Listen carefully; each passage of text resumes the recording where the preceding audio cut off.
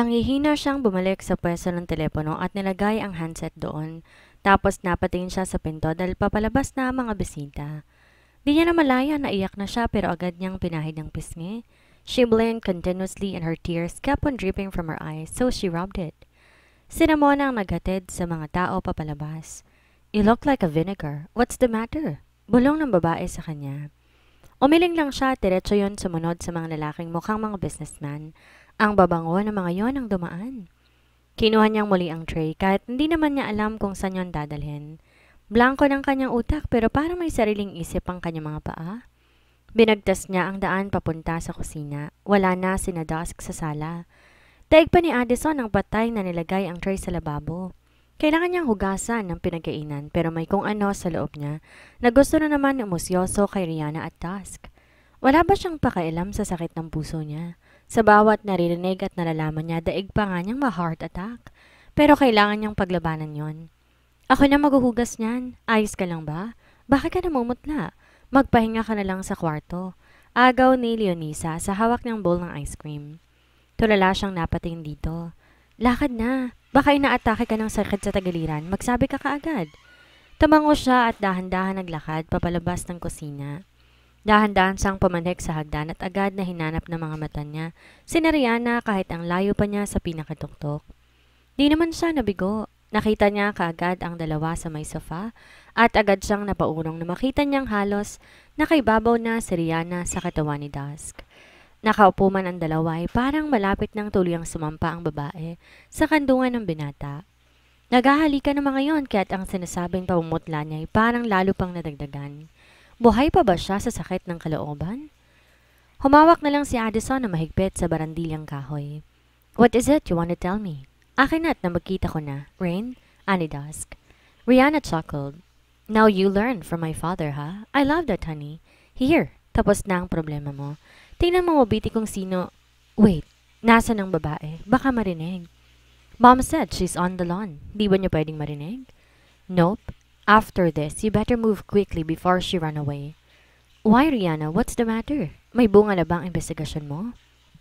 Meron. Here. See it for yourself. See it. See it before the pa-victim arrives. Di niya makita kung anong binigay ni Rihanna pero kanina nakita niyang may hawak yung brown envelope. Baka yun ang ipapakita kay Dusk. Baka ito rin ang sinasabi ni Dusk kagabi sa investigador na gusto nitong makita kaagad para ma-verify. Siya ang laman ng mga litrato. That's Enriquez and her. Enriquez is no longer in sight. Ibig mong sabihin nagtatago na? Tanong ni Dusk. Yes, honey. Si Falcon mismo ang nagpapatotoo. Ayan na. Galing yan sa investigator kong police with Dad's help, of course. Falcon is standing with his words no matter what. He's going to stand as the witness against Enriquez and that woman. Kapag nagkataon siya lang makukulong dahil si Enriquez nawawala na. You did the best thing for making her believe that you were so into her. After this, we can be happy, Dusk, and live peacefully. Ayoko mawalan ng ama ang mga magiging anak ko. Malambing na sabi ni Rihanna kay Dusk. Of course, Rain. Just leave everything to me. No one will suspect that I already know. Mag-ingat ka, ha? Ganti naman ni Dusk sa napakalambing na paraan. Parang sinaksak ang puso niya sa narinig. All this time, tama ang kutob ko na siya. From that moment, she climbed up that fence. I already suspected. She was so eager to let me know. Nagtataka ako na sobra dun sa kilos na yon. Don't worry much, Rain. I'll fix this in no time. Just wait. Huwag ka na munang pupunta rito. Ang tigas ng ulo mo. Humagikik ang babae.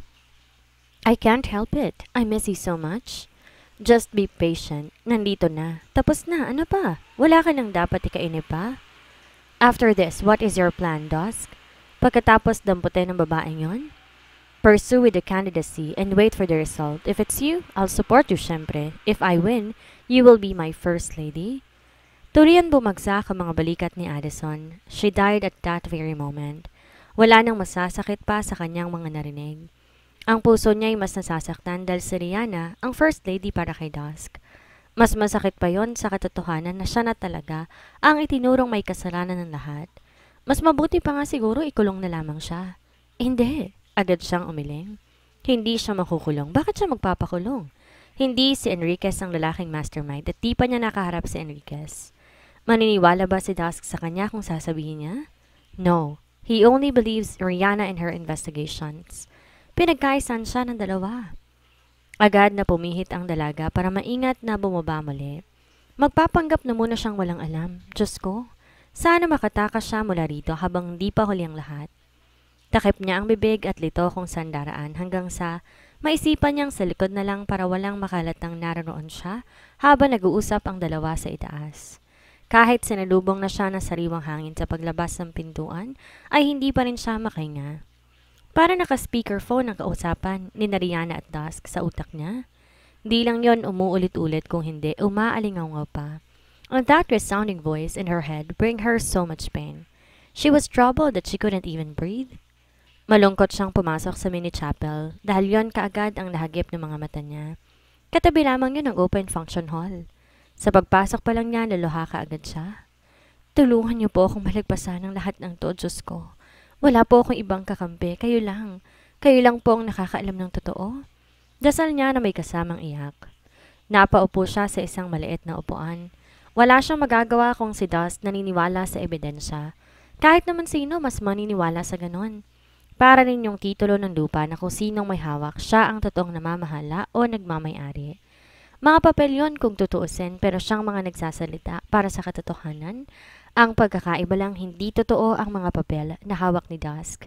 Sinira siya ni Falcon. Si Falcon ang totoong may alam ng lahat pero paano nito patutunayan? Ayaw man niyang umalis, hindi maaari. Ano ang mangyayari sa kanya? Oras na ipasok siya sa kulungan. Marami rong preso. Baka siya bugbugin doon at kung ano-anong kabastusan ang gawin sa kanya, kahit mga babae pa yon. Mas gugustuhin niyang tuluyan na lang mabura sa mundo, kaysa maranasan ng mga kahayupan na yon. Sana hindi na lang siya pina-ospital ni Dusk at binuhay, kung ganito lang din naman pala ang plano sa kanya. Ang masama pa, ginagamit siya nito ng paulit-ulit at pinagsasawaan na parang isang bayarang babae, tulad ni Paula. Akala ng iba sinuwerte siya dahil napunta siya sa poder ng isang Castelo Verde pero hindi pala. Magpakatatag ka, Addison. Ani niya sa sarili at pinahid ang mga luha. Makakatakas siya. Minsan hindi karawagan ng pag-iwas, lalo na kung iiwasan niya itaang wala siyang laban. Bakit siya lalaban sa hindi niya kaya? Daig pa niyang nag-suicide. Para siyang bumangga sa pader na bakal kapag ginawa niya yon. At ang bakal matagal bago tubuan ng kalawang. Kapag dumating ang araw na kaya na niya, siya ang kalawang na yon, natitinag sa isang tulad ni Dusk at kay Falcon. Kung totoong si Enriquez nga'y kasabot sa lahat, humanda rin ang matandang yon. Pero sinong lalaki sa telepono, gayong di naman yan si Mr. Enriquez? Posibleng isa lang din yon sa mga tauhan ni Falcon na nananakot sa kanya. And those people succeed. She's really afraid. Ang tanong, kailan siya tatakas? Mamayang gabi? Imposible dahil narito si Dusk. Nag-isip siyang mabuti, bukas. Bukas siya aalis. Mag-iisip siyang mabuti ng paraan kung paano siya makakalusot. Di naman kaagad lumabas ang warrant para ihain sa kanya. Kung ngayon pa lang lumalabas ng mga ebidensya, mga ilang araw pa ang warrant. Ang tanong kung makakatakas ba naman siya sa mga bantay ni Dusk dahil siguradong pababantayan siya ng husto ng lalaki. Diyos ko, wag naman ngayon. Sana naman makisama sa kanyang katawan niya. Paano siya mabubuhay kung di siya makakapagtrabaho ng maayos? Nakarap siya sa salamin, makailang ulit sinipat ang kilay kung pantay ang mga yon. She also fixed her scarf. Medyo inis pa sa uniforme na to na kulay pula. Ito ang daring sa lahat ng uniform ng mga car dealer. Body fit na malalim ang ukab sa harap at sa likod. Labas ang cleavage, labas din ang likod. Ang accent ay ang makulay na scarf na tulad ng suot niyang palda, na abot sa tuhod na pencil skirt pero ang slit nasa gitna. Pinagpatong ang dalawang tela kaya't ang slit mukhang baliktad na letter V. She still has that flat tummy kasi pumayat siya. Tumagilid siya, sinipat ang tindig. Tawid niyang lalong kanyang likod. She will pass for a flight attendant. Kung sa itsura malamang, oo. Pero sa tayag ng pinag-aralan, sus ko, baka sa eroplanong papel siya pasakahin ng piloto dahil sa baba ng antas ng kanyang natapos. Kaya nga siya napagbintangan at nadiin, hindi ba? Dahil wala siyang natapos. Kayang-kaya siyang apakan at apihin ng ibang tao na akala niya ay may malasakit sa kanya. Enough for her sentiments. Tumalikod siya sa salamin at lumabas ng powder room. Ilang lakad pa yon mula sa may hallway. Praktisado na ang kanyang ngiti para sa gabing iyon. Tumingin siya sa entrance nang marating niya ang dulo ng ninalakad. Daig pa niyang nakakita ng multo sa entrance. Parang may hangin na nakapalibot sa kanya, namang nasa entrance. Nasa special effects pa, kasama ang pa-slow motion ng lahat. Hindi. Agad dumatras at napasandal si Addison sa pader na makita ang kalalakihan na paparating. She just arrived, ready for her work tonight after being sick for 3 days. Nagsuklay lang siya ng buhok at nag-ayos ng kanyang mukha. Pero eto't parang gusto niya nang pumasok sa loob ng makapal na pader na ito na kanyang kinasasandalan. Namamalikmata ba siya? She wasn't breathing or she forgot how to do so. Bakit narito ang taong to na kanyang pinagtataguan? Hindi siya po pwedeng makita ng mga to, makukulong siya. Lahat nakatiim, maliban sa boss na nakasuot ng pulang long sleeve. Okupado ng mga to ang daan mula sa entrance ng Bonifacio Branch 6 sa Ortigas. She was trying her best to move on, but why after a couple of months, she saw this man again who brought so much pain in her very young heart. Oo nga't pinayagan niya, pero ngayon, iba na. Pero wala itong pinagbago. Napakagandang lalaki pa rin ni Dusk, and his stance doesn't fall to amuse her all the time. Kapa niya ang puso, tapos kinapa ang puson. Tumigil si Dusk sa paghakbang at sinuri ang paligid. Lalong napatago si Addison. Magsusugal na naman ba ito? Di niya na to kinumusta sa tiya niya. Pinutol niya ang komunikasyon dito. Ang tayong may komunikasyon siya ay sa tiyahin. Bakas sa mukha nito ang galit. Nakikita niya dahil masama ang labas sa mukha nito, tulad din ng araw na yon na pumasok to sa kanyang kwarto. 2 months ago, vanity mirror ang kaharap ni Addison, suot ang kanyang damit pantulog.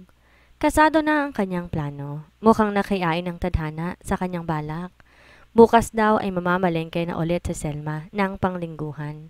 Ang service ng matanda ay ang simpleng Nissan Navara pickup na sadyang pinabili ni Dusk para sa service. Exclusive na para sa mga espesyal o ordinaryong lakad nito ang armored Hummer ng mga tauhan at ang iba pa nitong sasakyan sa garahe na alam niyang $100,000 ang lokadika. Ito lang may ganoong uri ng sasakyan dito. He was even the talk of the town. Napanood niya sa CNTV News ang featured na sasakyan nito. Di naman siguro nagmamayabang pero ito kasi ang tinanong kung ano-anong sasakyan ng pag-aari nito na dala sa probinsya. There were his Navara, Hummer limousine, armored Hummer cars for his men, his sports car and his extraordinary pickup na di nito binanggit ang halaga pero 2023 model daw. Biniro pa nga ng anchor na kaya raw pa rin itong bilhin ng buong probinsya kung gugustuhin nito. Malamang, kaya rin itong bumili ng buhay, sigurado. Naisip niya nang pupusit siya sa likod ng pickup para siya ay makalabas. Sa palengke, bababa siya at sasakay patungong biyaheng Maynila. Malaki ang Maynila, mahirap siyang mahanap doon. Bumukas ang pintuan at gano'n na lang ang gulat ni Addison nang makita ang bulto ni Dusk na pumasok. Ang mukha nito'y madilim, parang may iniisip na malalim kaya natakot siya, pero hindi siya nagpahalata. She still smiled but she was shaky inside. Tumingin to sa kanya sa salamin. Kadarating lang nito halata niya at alam na niya kung saan ito pumunta. Nag-asikaso to para mapabilis ang pagkakakulong niya. Bakit para kang maputla? May nakakatakot ba sa gwapong mukha ko? Ngumisi to pero kakaiba. Parang galit pa rin. Sorry but he cannot fool her this time. May dapat ba akong ikatakot sa gwapong mukha? Ganting biro naman niya rito. She stood up and leaned in on the drawer. Ang mga matay kaagad na naglakbay sa kabuuan niya. Suot niya ang isang nightie na bagong bigay ni Ramona noong isang araw. Nakita raw ng babae yon doon sa kinalkal na kahon ng mga Filipiniana na Rihanna. May naligaw daw na pang sexy dress. Tingin niya pinagliitan yon ni Rihanna dahil malaki na ang babae ngayon, chubby. Sinadya niyang ihantad ang katawan dito para makakuha siya ng pamasahe. Ibubugaw niya ang kanyang sarili ngayon sa sugarol na ito. Pwede bang humingi ng pera? Kinagat niya ang labi. Lumapit to sa kanya, tinukod ang kamay sa drawer. He was caging her with his massive arms, and she was almost carried away when he kissed her shoulder so many times. May bibilin ka ba? Aniya. Higit ang paghinga. Makikisuyo sana ako kay Nanay Selma na bukas ibili ng regalo si Tia Elsie. Birthday kasi niya sa susunod na linggo. Bibilan ko sana ng cellphone sa mumurahin yung tig 2K lang. 2K? Saan naabot ang 2K mo? Sa Cornetto? Natawa siya at totoo ang tawa niyang yon. Urang cellphone na branded. Magkano na? Like this. Pwede na ba yon? Ang galante naman ito. Kung sana totoo pero baka pampalubag na lamang yon bago siya nito ipadampot sa mga pulis. Ganon kasi ang mga tanong, may death penalty, may last wish pa, at pinapakain pa ng masarap. 6K yata eh. You buy her. Eh ikaw, ang cellphone mong patay-patay, wala ka bang balak palitan? We can have the high-end phone nowadays. You better search. Wala ako masyadong alam eh. Ang smartphone ko 3 taon na. Anong pangalan? Apple. Apple ano? I don't know. What mattered to me was that I could make a call and a text. He moved now and hugged her. Tumitig sa mga mata niya, kaya nailang siya. Pero pinilit niyang wag pa-apekto sa matiim nitong tingin. Buwaba ang mukha ni Dusk sa may leeg niya. I want you, Riza. Napatango ang dalaga. Pwede ko munang makuha yung pambili. Baka kasi maaga kang umalis bukas eh. Ibababa ko pa kay Manang Selma. O si Ate Leonisa na lang pabibilhin ko. Alam niyang babantayan siya ng tauhan kapag sinabi niyang siya ang bibili. Hindi siya makakatakas. Of course, I'll get my wallet. Sabi nito at dinilaan ng labi na parang ayaw pang umalis. Sa bagay na yon, nasisiguro niyang gustong-gusto ni Dust na ginagamit siya. Walang duda. Pihadong ilang galaw lang na naman ito ay makakaraos na to kagad.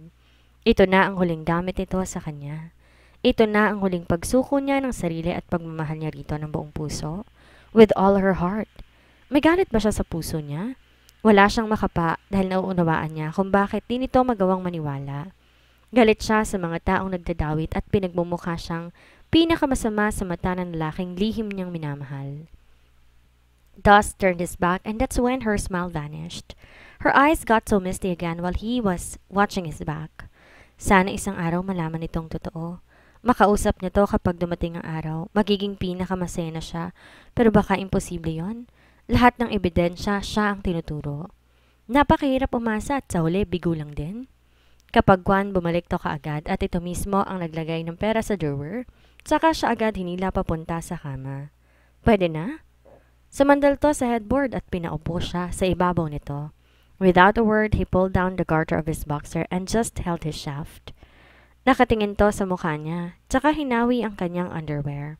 Mukhang ganon ang hilig nitong gawin sa kanya dahil sa tuwing magtatalik hindi nito hinuhubad ang underwear niya unless he would do it orally. You put it in, sweetie. Anitong nahihirapan na kaagad, wala pa man lang. And Addison willingly followed his desire. Nakatingin din siya sa mata nito kahit gusto niyang sumuko ng titig. There was fire in his eyes. Inayos niya ang sariling sistema bago pa siya humagulol sa harap at sa ibabaw nito.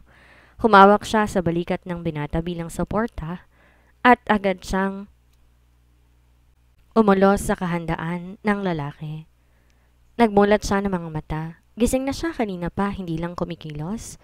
Ramdam din niya ang pagbuhat ni Dusk mula sa kama tapos alam niya nakatayo to sa gilid. Minamasdan siya ng husto. Di niya alam kung narinig nitong lakas ng pintig ng puso niya.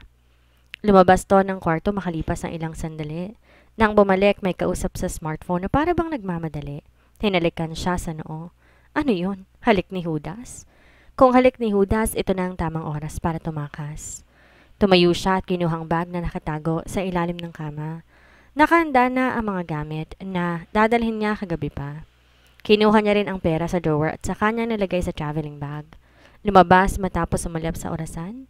Di pa umaalis na Selma. 9:00 ang alis kapag mamalengke. May 30 minutos pa siya. Hindi na siya maliligo. Magbibihis lang siya tapos nalarga na. Dapat mauna niyang ilagay ang gamit sa likod ng pick-up. Bit-bit ang bag. Sumalisi siya pababa ng hagdan. Sa likod dumaan dahil walang tao doon parati. Diretso sa garahe, patago-tago. She tossed the bag and looked around. Maraming nakatiklop dong pantakip ng mga sasakyan. Kumuha siya ng isa at ipinatong sa bag niya. Kabadong-kabado siya. Sana makalis siya nang walang nakakahalata. Binilisan muli ni Addison ang kilos. Bumalik sa kwarto at nag-ayos. Kunwari pang pumunta sa kusina pagkatapos. Nanay Selma, aniya sa matanda na nag-aayos ng garter ng palda na suot. O, gising ka na pala. Mag-almusal ka na at ako'y pupunta na sa palengke. Damaya na po, Nanay Selma. Magpapahangin lang po muna ako sa labas. Aniya rito. O siya, kukunin ko na lang pitaka ko at kami aalis na. Mag-almusal ka ha? She nodded. Tiningnan niya na mataman si Selma. Gusto niyang yakapin ng matanda pero hindi niya magawa. Sina Leonisa at Ramona rin sana. Gusto niyang mayakap, pero hindi na. Sa pagharap niya ay nariyan ang kanyang alaga na si Fiago, umiinat.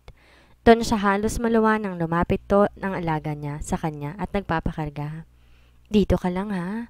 Aalagaan ka pa rin naman nila kahit na galit ang amo nila sa akin. Huwag kang aalis dito. Hindi ka rito magugutom ha? Mahabang pakiusap niya sa alagang pusa. Tapos ay binabari nito kaagad. Masakit sa kanyang kalooban. Agad na siyang tumalikod at muli lumabas ng bahay. Sa garahe ang kanyang diretsyo dahil natanaw niya ang driver na papalapit na. Mabuti na lang wala si Dusk. Wala rin ng mga tauhan, naisip niya. Agad siyang sumampa sa likod ng pickup truck. Hindi pa halos magkanda o gaga. Naraong nalilisan pa siya ng palda sa likod pero di niya pinansin. Sumubsob ang dalaga sa sahig ng sasakyan at napangwi. Ang hirap. Tumayo siya agad sa covering. Puno ng kaba ang dibdib. Pinakikiramdaman ng paligid hanggang maramdaman niyang may sumakay na sa sasakyan. Muli pakiramdam niya maiiyak siya pero pumikit na lang siya. Mas maliletse ang kanyang buhay pag nadala siya sa koreksyonal. Mga kriminal ang makakasalumuhan niya roon. Di naman siya kriminal. Di siya handang pagpiestahan doon. Masanda siyang tumakas para maisalba ang sarili. Walang kakampi sa kanya. Kahit kay Kit ayaw niyang humingi ng tulong. Wala rin siyang tiwala sa babaerong yon. Kagabi pa siya nakapaghanda. She removed her SIM card and uninstalled all her social media accounts. Present time. Mariing nasandal ni Addison ang ulo sa pader at pumikit. Ang sumunod naramdaman niyang umuusad na ang sasakyan. Nang makalagpas sa gate, agad siyang nakahinga na maluwag. Makakatakas sa talaga siya dahil alam niya na ang driver sumasama kay Celia para magbuhat at ganun nga ang nangyari. Nang dumating sa labo at nagpark sa tamang lugar, saka siya bumaba. Bit-bit ang maliit na bag, sumakay siya ng tricycle papunta sa terminal. Doon may bus na nakahinto. Naghihintay ng pasaherong sasakay papuntang Maynila. And she was so relieved when she took her seat inside the bus, hugging her bag. May isang lalaking umakyat, nakatingin sa kanya. Nakasombrero at para siyang natakot. Pero nasisiguro niyang hindi yun kalaban. Malamang behero lang din yun. Ngumiti sa kanya at naging katabi niya buong biyahe patungo Maynila. Pagdating doon, inalok siya noon ng matutuluyan. May paupahan daw ang tiya sa Ortigas. Iniwan siya ng address. At dahil walang matutuluyan, sinubukan niyang doon pumunta. Pero hindi siya sumabay sa lalaki. Ayaw niya. Nang dumating sa address na binigay, naroon ng lalaki. Kausap ang sinasabing tiyahin. Ang swerte nga naman kapag dumapo. Pinayagan siya ng babaeng umupa. Kahit 2,000 lang ang iniabot niya. Sabi niya mag-a-apply naman kagad siya ng trabaho. And because she already became a car dealer, she was hired immediately when she submitted her resume. Kaya sa Ortigas siya napunta dahil sabi niya doon siya nangungupahan. Puhunan niya kahit papano ang ganda, kaya hired siya. May pagmamalaki rin siya sa ibang car dealers doon dahil hindi naman papatalo ang kanyang mukha. Pero ng mga sandaling ito na siya'y nakasandal sa pader, nagtatago kay Dusk, parang gusto niyang pagsasihan na siya'y doon napunta. Natalo ba to sa kandidatura kaya't balik sa dating bisyo? Ang magwaldas ng bilyong halaga ng kwarta.